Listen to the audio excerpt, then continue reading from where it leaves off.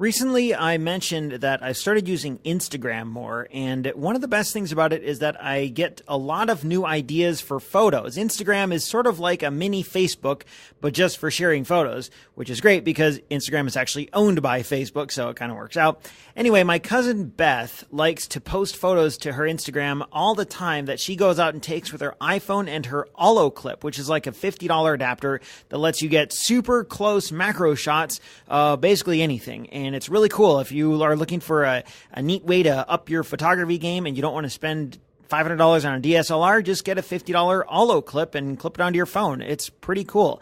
Anyway, on this photo here that you're seeing was inspired by my cousin Beth, as well as some others that I've seen on Instagram, which is one of the benefits of using Instagram is you get inspired for photos. And what I was doing here is I was biking to work, and on the way towards my building, I saw all these Magnolia seed pods on the ground. And they look really cool. They're like these brown husks with these red seeds popping out. It's pretty awesome if you've never seen one.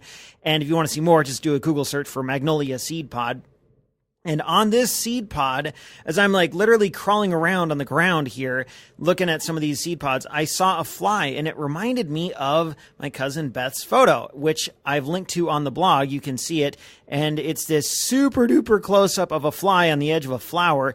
The 50mm lens by itself can't get anything like that without extension tubes or a macro attachment to the lens, which sort of fakes it. And you can't do that really with the 50mm lens by itself. But what I could do, as I was looking at these seed pods and trying to figure out a way to get a picture of this fly, is use that photo that my cousin Beth took as inspiration and play off it a little bit and use the weaknesses of the 50mm lens as a strength.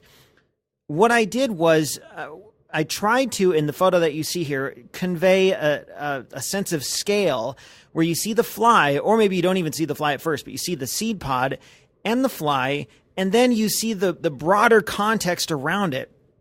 So instead of getting a super duper close up of the fly, you get a bigger scene where there's many different elements. Now, it would be cool to get a picture of the fly by itself, and maybe one day I'll have a macro lens that I can do that sort of thing with. But for now, here's what you get. And even if you don't see the fly, at least you see hopefully an interesting picture of a magnolia seed and a little bit of grass and a little bit of stuff going on in the background and even the foreground. And hopefully the picture itself works. And then you also notice a fly, which is kind of cool. I shot this at f1.8, which is a bit dangerous because the depth of field is so shallow, but it turned out okay. And the lesson here is more of a challenge.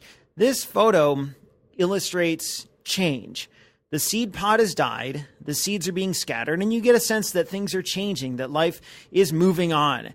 And if you are stuck for a picture idea, as I know happens sometimes to everybody, but sometimes in the comments on this blog, people say, well, I need ideas for pictures, or I just don't know what to take pictures of.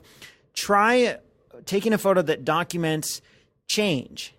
Even in a still image like this, there's much that you can convey if you try and capture a sense of change and see if that resonates with you or any of your viewers.